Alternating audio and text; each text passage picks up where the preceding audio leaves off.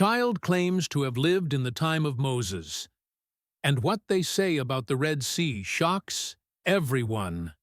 The ancient pottery shard trembled in the small hands of 8-year-old Samuel Cohen as he traced his fingers along markings that no child his age should have recognized, let alone understood. The Israel Museum in Jerusalem buzzed with tourists and school groups, but Samuel stood transfixed before the display case containing artifacts dated to the late Bronze Age, the theoretical time of the Exodus. "This is wrong," he whispered, his voice barely audible. "The translation is incorrect." His mother, Dr. Rachel Cohen, archaeological curator at Tel Aviv University, glanced down at her son with mild amusement. "What was that, Samuel?" The boy pointed to the information card beside a fragment of pottery bearing early Semitic script. "It doesn't say, 'offering to the gods.' It says, 'remembrance of crossing.'" "They've translated it wrong." Rachel's expression shifted from amusement to confusion. The mistranslation her son had just pointed out was indeed a matter of scholarly debate in recent academic journals, articles she was certain Samuel had never seen. "Samuel, how could you possibly know that?" The boy shrugged, already moving toward the next display. "I just know." This was the first incident, but far from the last. In the weeks that followed, Samuel demonstrated increasingly unusual knowledge about ancient Egypt and early Hebrew culture. He began drawing intricate hieroglyphics in his school notebooks with surprising accuracy. He spoke of desert life and Egyptian customs as if recalling memories rather than reciting facts. Rachel and her husband David, himself an archaeologist specializing in Bronze Age settlements, initially attributed their son's behavior to an overactive imagination combined with exposure to their professional work. That explanation collapsed entirely during their family trip to a newly excavated site near the Gulf of Aqaba. The morning had begun normally enough.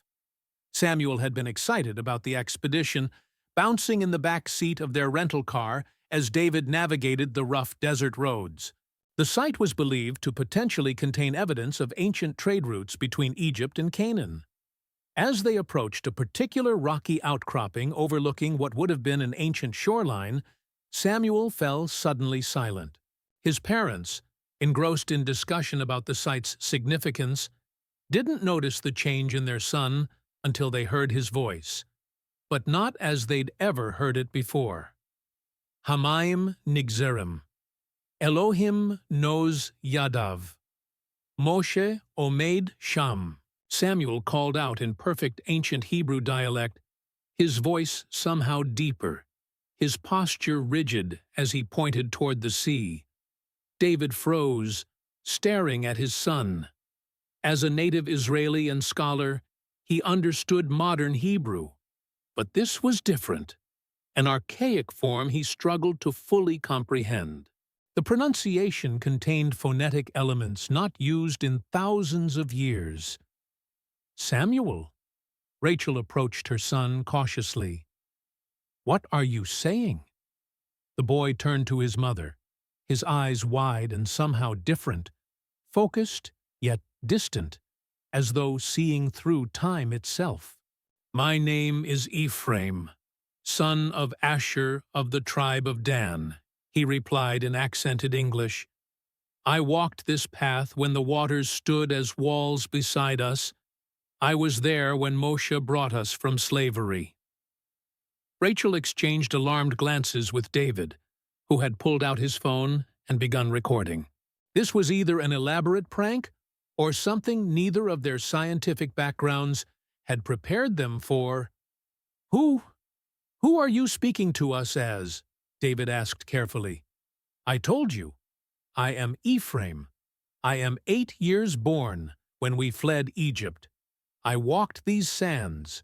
The boy who now carries me, Samuel, his soul and mine are connected across the great river of time." For over an hour, Ephraim spoke through Samuel, describing in vivid detail life in ancient Egypt, the plagues, and the exodus that followed. He used terminology and referenced customs that archaeologists had only recently confirmed through excavations. Most startling were his descriptions of the parting of the Red Sea, which deviated significantly from the biblical account while including geological and meteorological details no child could have invented. "The waters did not simply part as your stories tell," he explained, gesturing toward the Gulf. "The earth shook beneath our feet for 2 days before.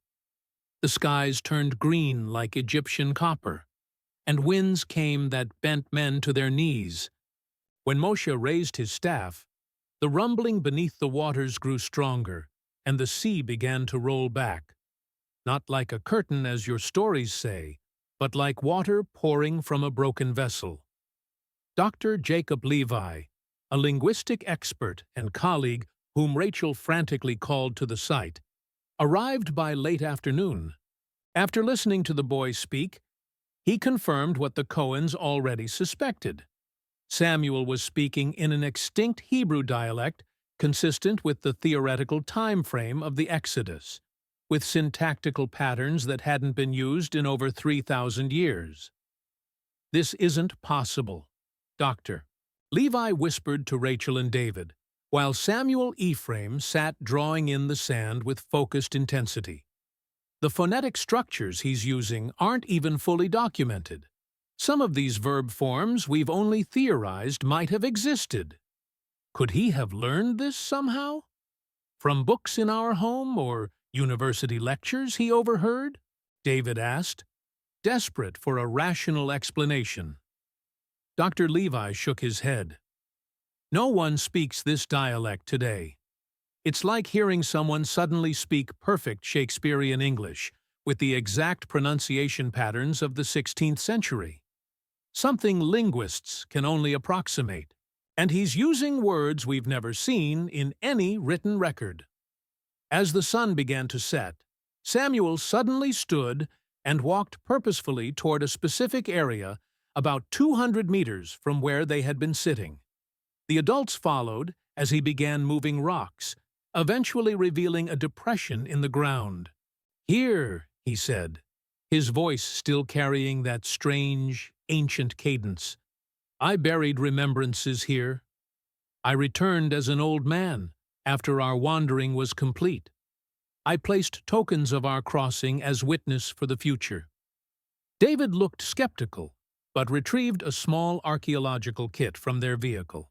With professional care, he began a preliminary examination of the site Samuel had identified.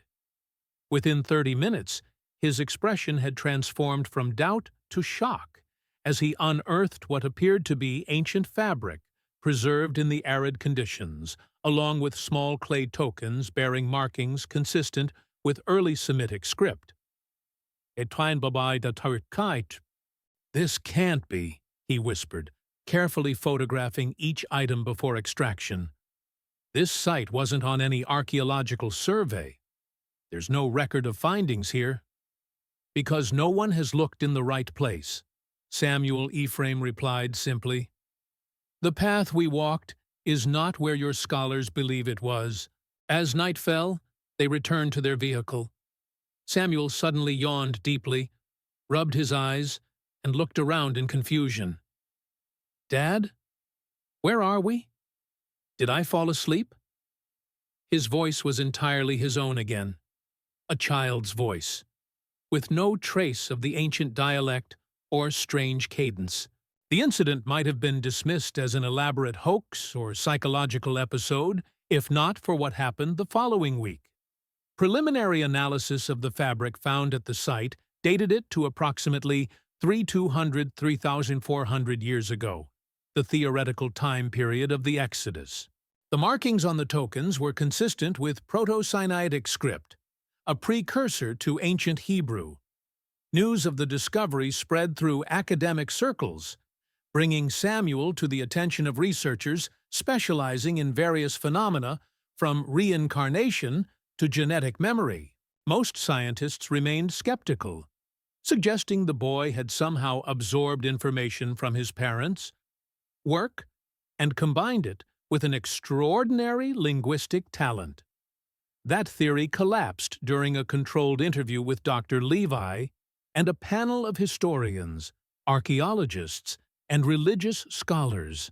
Samuel, or Ephraim, as he identified himself during these episodes, provided specific information about ancient Egyptian construction techniques that had only been confirmed by excavations completed the previous year, findings that hadn't yet been published outside specialized journals.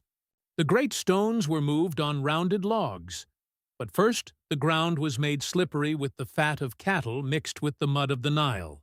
Samuel Ephraim explained, when asked about the building of monuments, "I helped carry this mixture as a child in Egypt." The Egyptian overseers would beat any Hebrew who spilled even a handful.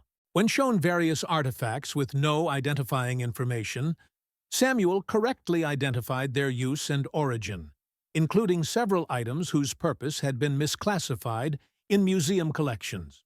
In one remarkable moment, he identified a small stone object previously categorized as a cultic figurine as actually being a children's toy used in a specific game played by Egyptian and Hebrew children.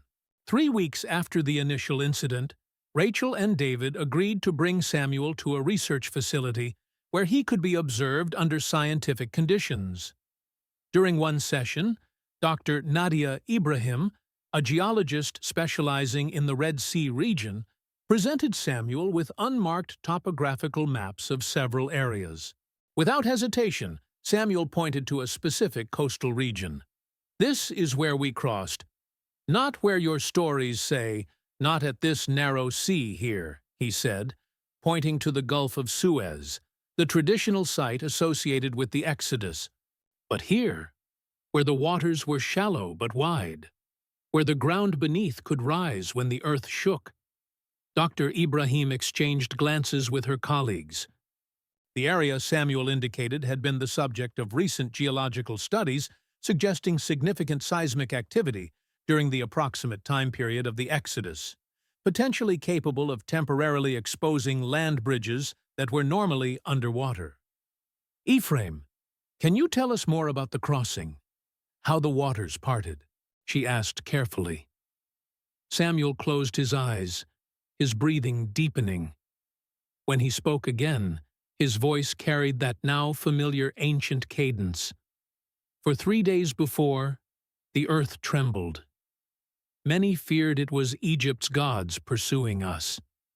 Small fires burst from the ground at night. The waters of the marshlands drew back little by little each day. Moshe told us to prepare, that when the moment came, we must move quickly." He continued, describing events that sounded more like a major geological event than the supernatural parting described in Exodus, yet somehow more extraordinary in its details. He spoke of electrical phenomena in the sky, of waters that seemed to boil in some places while receding in others, and of a path that emerged not in an instant but over several hours of natural forces at work. "Moshe did not command the sea as a great sorcerer," Samuel Trottert Ephraim explained. "He was a man who listened to God's whispers. He knew the time and place the earth would move. That was the miracle. Not that the waters obeyed him, but that he knew when the waters would obey the shaking earth." The morning sun beat down mercilessly as a small convoy of vehicles traversed the rough desert terrain along the Gulf of Aqaba. In the lead vehicle, Samuel sat quietly between his parents, occasionally pointing to direct their driver toward landmarks only he could recognize. Behind them followed 3 additional vehicles carrying Dr. Portuaid, Levi, Dr. Ibrahim, and a carefully selected team of researchers who had been sworn to secrecy about this unorthodox expedition. "It's changed," Samuel said softly, his gaze fixed on the harsh landscape. "The waters covered more land then. There were marshes, where now there is only sand." Dr. Ibrahim leaned forward from the back seat. That's consistent with geological evidence, actually. This region had a significantly different hydrology pattern 3,000 years ago. Sea levels were higher, and there were extensive marsh systems along what's now coastline. Samuel nodded, as if this confirmation was expected. Then suddenly his posture stiffened, and that now familiar transformation overtook him. His eyes widened, and when he spoke again, it was with Ephraim's voice. "Stop here.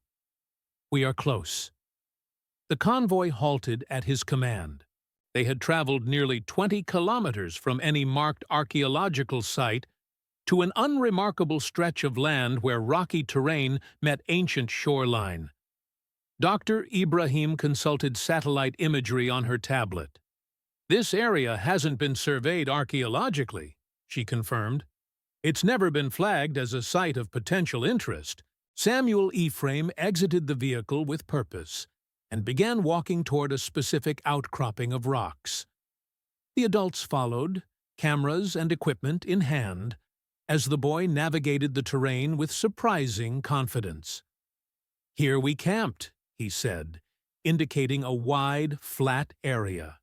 The waters had receded the day before, leaving the ground wet but passable. Many were afraid to sleep, fearing the Egyptians would find us. Moshe assured us we were protected. Dr. Levi made notes as David set up surveying equipment. Rachel stayed close to Samuel, her maternal instincts battling with her scientific curiosity. "Ephraim," Samuel's mother asked carefully, "can you tell us more about yourself, about your family?" The boy turned, his expression softening. "My father was Asher, a stoneworker in Egypt. My mother, Leah, died during the 9th plague, the darkness. I had 2 sisters who survived. After we crossed, my father remarried a woman from the tribe of Naphtali." The personal details were delivered with such matter-of-fact simplicity that even the skeptics among the research team exchanged uneasy glances. It wasn't just the information itself, but the casual, lived-in way it was expressed, as if discussing yesterday's events rather than millennia-old history. "The remembrance tokens are buried there," Samuel T. Ephraim continued, pointing to a spot beneath a distinctive rock formation. "I returned as an old man, with my grandchildren, to place them as witness." Under David's supervision, the team established a proper archaeological grid and began a methodical excavation of the site. By midday, the temperature had soared above 100 degrees, forcing them to erect canopies for shade. Samuel remained surprisingly energetic, moving between the adults, occasionally providing guidance in that ancient dialect that Dr. Levi continued to document meticulously. Shortly after 2 p.m., one of the graduate students called out in excitement. Just 60 centimeters below the surface, they had uncovered what appeared to be a deliberately placed stone container.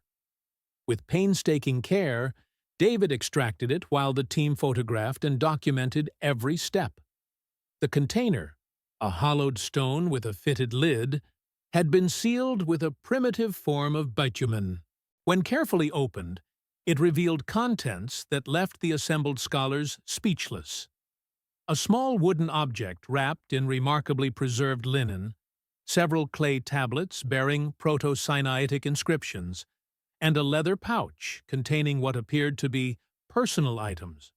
"My father's carving knife," Samuel Ephraim said, his voice thick with emotion as he pointed to a handled implement made of wood and copper.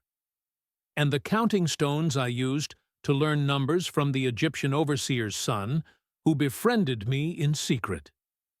David examined the artifacts with trembling hands. The preservation is remarkable. The arid conditions must have prevented degradation, but still, this level of preservation is almost unprecedented. The most significant find was undoubtedly the wooden object. a staff fragment approximately 30 centimeters long, bearing inscriptions that Dr. Levi immediately began to translate. Chandi Tui Hanornan. This appears to reference Moshe and the Great Crossing, he said, his academic skepticism visibly shaken. If authentic, this could be the earliest known extra-biblical reference to Moses. It is a piece of the staff that was broken during our wandering years, Samuel Efraim explained. After Moshe died, pieces were kept by tribal leaders as remembrances. Dr. Ibrahim had been conducting soil analysis some distance from the excavation. She rejoined the group, her expression a mixture of professional excitement and disbelief. "You all need to see this," she said, leading them to where her equipment was set up. "I've been taking core samples along what would have been the ancient shoreline. There's clear evidence of a massive seismic event approximately 3,200 to 3,400 years ago. The sediment layers show dramatic displacement and what appears to be a rapid withdrawal and return of water, consistent with tsunami-like activity." She displayed graphs on her tablet. More importantly, there's evidence of liquefaction in the soil layers, a phenomenon where water-saturated sediment temporarily loses strength during seismic activity. In practical terms, this means the seabed could have been briefly exposed. "Like a path through the sea," Rachel murmured. "Precisely," Dr. Ibrahim confirmed. "Combined with the right meteorological conditions, strong sustained winds, for instance, you could theoretically have a temporary land bridge where there was once water." Samuel Efraim had been listening intently. "The ground moved beneath our feet for 3 days before the crossing. The elders said it was the gods of Egypt fighting the God of Abraham. Moshe told us to prepare, that when the waters drew back, we must move quickly, for they would not remain parted long." The team worked until sunset, documenting their findings and securing the artifacts for proper conservation. As darkness fell, they gathered around a campfire, the modern research equipment contrasting starkly with the ancient landscape around them. "I need to show you one more place tomorrow," Samuel Efraim announced. "The place where we first camped after crossing. Many items were left behind in our haste when the Egyptian soldiers were seen approaching, but the soldiers were caught in the returning waters, according to the biblical account," Dr. Levi noted. Samuel Ephraim shook his head. "Not all. Some had remained on the shore, uncertain of the strange path. Those who followed us into the sea passage were indeed lost when the waters returned, but others pursued us along the shore for 2 more days. This deviation from the biblical narrative created a stir among the researchers. Throughout the evening, they peppered Samuel Efraim with questions about the Exodus journey, receiving answers that consistently aligned with archaeological and geological evidence, while adding details that no existing record contained. Most surprising was his description of Moses himself. "He was not a man of great speeches, as your stories say," Samuel Efraim explained. "He spoke with difficulty, and often had his brother Aaron translate his thoughts to the people. But when he communed with the divine presence, his eyes would reflect light as if flames burned within them, and those who saw him then never doubted he spoke with the voice of God." "And the tablets? The 10 Commandments?" David asked. "Carved from stone of the mountain, yes, but not 10 simple rules as you now know them. The first tablets contained many more instructions, written small and covering both sides.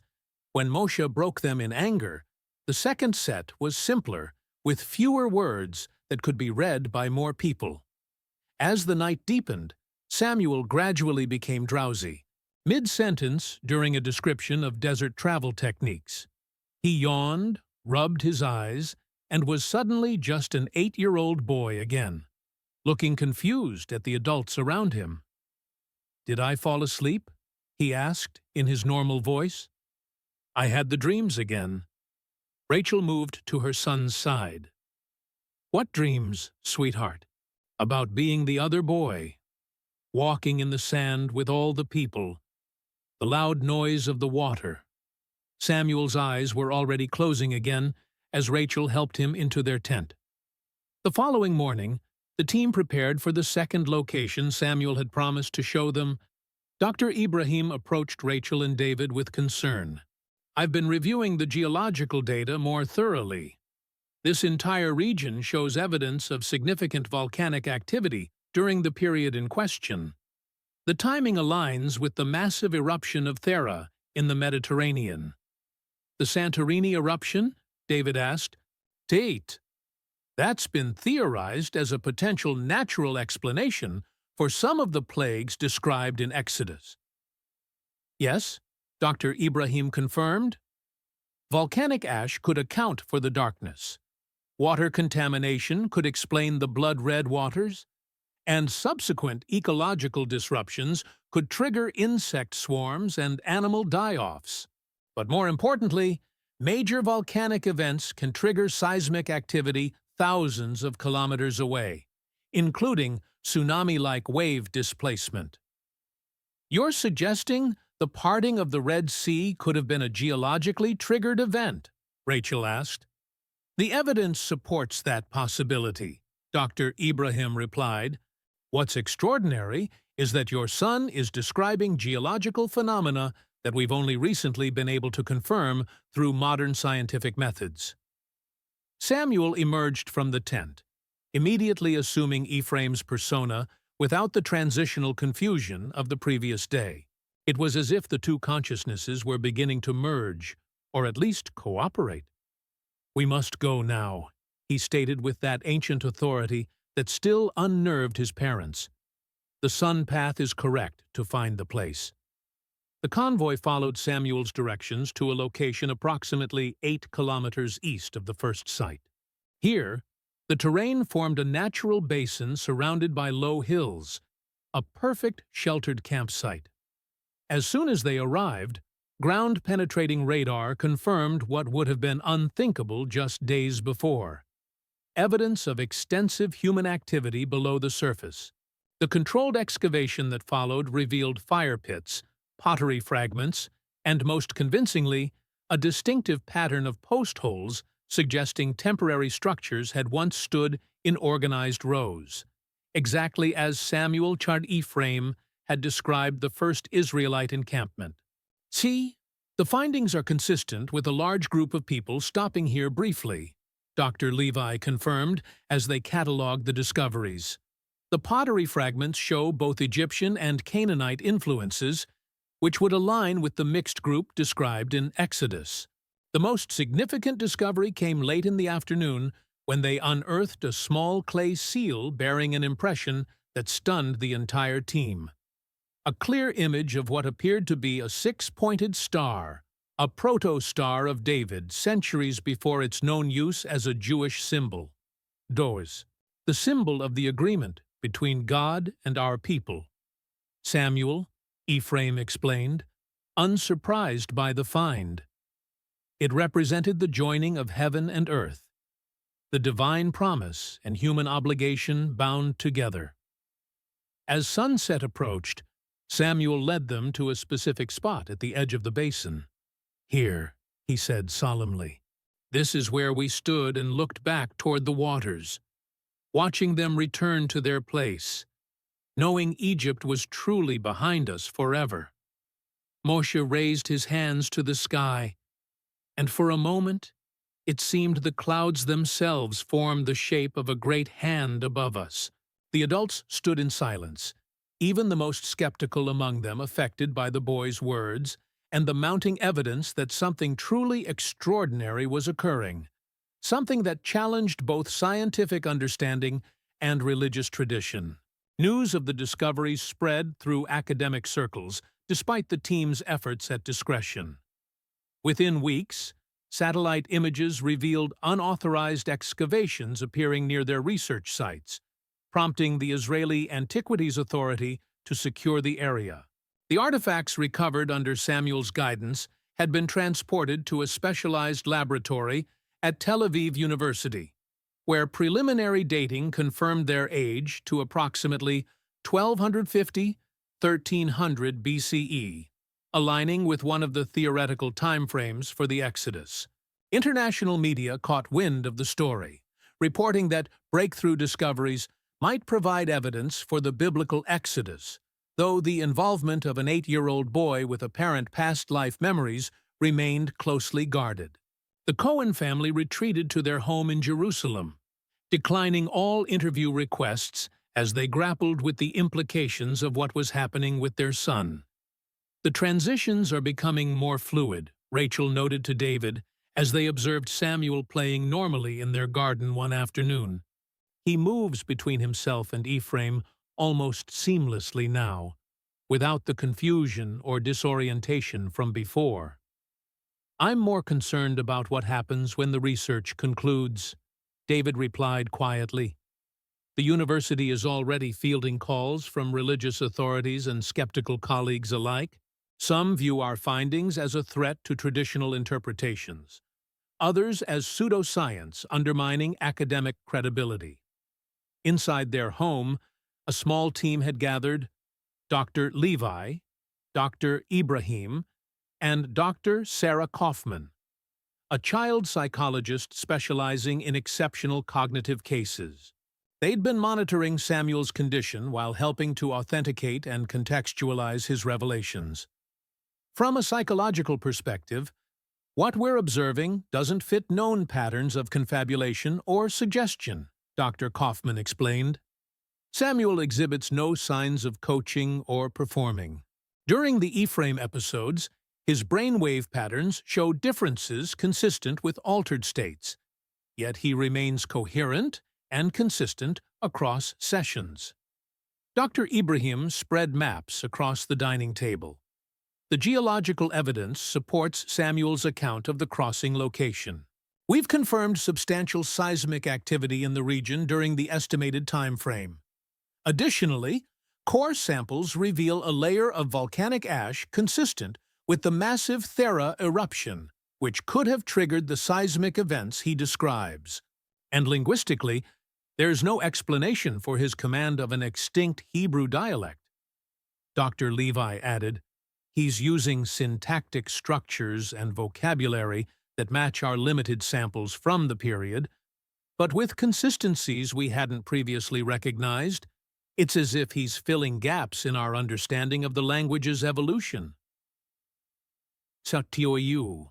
Their discussion was interrupted when Samuel entered the room, his demeanor subtly shifting as Ephraim's consciousness emerged. "You continue to question whether I am real," he stated matter-of-factly, addressing the assembled scholars. "Yet you have seen the evidence your tools confirm." Dr. Kaufman leaned forward. "Ephraim, can you tell us why you've returned now, after thousands of years?" The boy considered this thoughtfully. "Time is not as you perceive it. What you call past, present, future. These divisions exist in your understanding, not in the greater truth. I was called to witness again, because the story has been lost beneath layers of retelling." "What story is that?" Dr. Levi asked. "That the divine works through the natural world, not despite it. The miracles you seek to explain or dismiss were both natural events and divine intervention together. Moshe understood what your people have forgotten, that God speaks through creation itself." A month later, following extensive preparation and security measures, the research team, now expanded to include geologists, archaeologists, and religious scholars from 3 countries, embarked on their most ambitious expedition yet. Samuel had described a location deeper in the Sinai Peninsula where, according to his memories as Efraim, the Israelites had established a significant encampment during their desert wandering. "It was our longest settlement, lasting nearly 7 months," he explained as their convoy traversed the harsh landscape. "Chomam," Moshe went up the mountain many times from this place. It was here that the laws were refined and the tabernacle plans were given. The site Samuel led them to was unmarked on archaeological maps, a sheltered valley between weathered mountains, with access to what ground-penetrating radar confirmed had once been an underground spring. For 2 weeks, the team conducted careful excavations under Samuel's guidance, yielding findings that electrified both the scientific and religious communities. They uncovered the remains of a large encampment with distinct organizational patterns, exactly as described in the biblical account of the Israelite camp arranged by tribes. Evidence of metalworking aligned with the biblical description of crafting sacred objects. Most significantly, they discovered stone fragments with early Hebrew inscriptions that appeared to be portions of legal codes, some matching known biblical commandments, but others previously unknown. These additional laws addressed specific circumstances of desert life. Samuel, Efraim explained. Many were not preserved in your Torah because they pertained only to our journey, not to settled life in the Promised Land. The findings sparked intense debate. Conservative religious authorities initially welcomed the archaeological confirmation of biblical accounts, but grew concerned as Samuel's revelations sometimes diverged from traditional interpretations. Meanwhile, secular academics, who had long dismissed the Exodus as myth, faced compelling evidence that some version of the events had indeed occurred, even if the explanation involved natural phenomena rather than supernatural intervention. On their final day at the site, as the team was documenting a series of boundary markers Samuel had identified as designating sacred space, the boy suddenly stopped, his expression becoming distant. "There is one more place I must show you," he said with unexpected urgency. "The place of vision, where Moshe first spoke with the burning presence." He led them to a secluded outcropping overlooking the valley. The location was unremarkable to the untrained eye, but ground-penetrating radar revealed a surprising anomaly beneath the surface. A natural chamber formed by ancient volcanic activity. Careful excavation revealed a small cave entrance that had been deliberately sealed thousands of years earlier. When they finally gained access, the narrow chamber inside held their final and perhaps most significant discovery. A stone altar of primitive design, and, sealed in a small niche, a copper scroll case containing brittle papyrus fragments. The preservation was remarkable, protected by the cave's stable microclimate. Dr. Levi translated the visible text with trembling hands. "It appears to be a first-hand account," he announced to the hushed team. "A personal record written by someone who witnessed the revelation at the burning bush and the subsequent events of the Exodus." The linguistic patterns match Samuel's speech exactly. "My final testament." "Samuel," Ephraim said softly, "I became a scribe in my later years, recording our journey so future generations would remember. I returned to this place as an old man, to leave this account where it all began." The discovery made international headlines. Ancient eyewitness account of Exodus discovered. Religious leaders, historians, and scientists converged on Jerusalem as the artifacts were carefully preserved and studied. Carbon dating confirmed the papyrus and ink were indeed from the appropriate historical period. Linguistic analysis verified consistency with the oldest known Hebrew writings. Through it all, Samuel began spending more time as himself and less as Ephraim. The transitions became less frequent, briefer when they occurred. During what would prove to be his final significant episode as Efraim, he provided context that would forever change how scholars understood the Exodus narrative. The true miracle was not that laws of nature were broken, he explained to the assembled researchers. The miracle was that Moshe, guided by divine wisdom, understood when and where natural events would occur. He knew to lead us to the precise place where the waters would part due to the earth's shaking. He knew which plants would provide food in the desert, where water could be found beneath the surface. Like a prophet interpreting signs, Dr. Kaufman suggested. More than interpreting. Participating, Efraim corrected. The divine voice did not simply instruct, it invited partnership. Moshe did not merely witness creation, he worked alongside it. That is the forgotten truth your generations have lost in endless debate between science and faith. 3 days later, as the research team was preparing reports of their findings, Samuel experienced a high fever. For 48 hours, he drifted in and out of consciousness, sometimes speaking as Efraim in the ancient dialect, sometimes as himself. Rachel and David remained constantly at his bedside, medical professionals monitoring his condition. During a moment of clarity, Samuel gripped his mother's hand. "Ephraim is going now," he said weakly. "He showed me what I needed to see." "What was that, sweetheart?" Rachel asked, tears in her eyes. "That remembering matters. That stories can be true in different ways." By morning, Samuel's fever broke. When he awoke, he was fully himself again, a bright, curious 8-year-old boy with no trace of Ephraim's presence. Comprehensive neurological examinations revealed no abnormalities, though his brain activity had noticeably changed from previous scans. It's as if a second set of neural pathways has been integrated and resolved, Dr. Kaufman explained to Rachel and David. Whatever was happening appears to have completed its course. In the months that followed, Samuel retained detailed knowledge of ancient Hebrew language and history, but no longer experienced the distinct personality shifts or claimed direct memories of ancient events. When asked about Ephraim, he would simply say it felt like a vivid dream that was fading with time. The discoveries catalyzed by his experience, however, permanently altered both archaeological understanding and religious discourse around the Exodus. The papyrus fragments, dubbed the Yortit Ephraim testimony by scholars, provided unprecedented insight into daily life during the period and details about Moses that humanized the legendary figure while preserving his prophetic significance.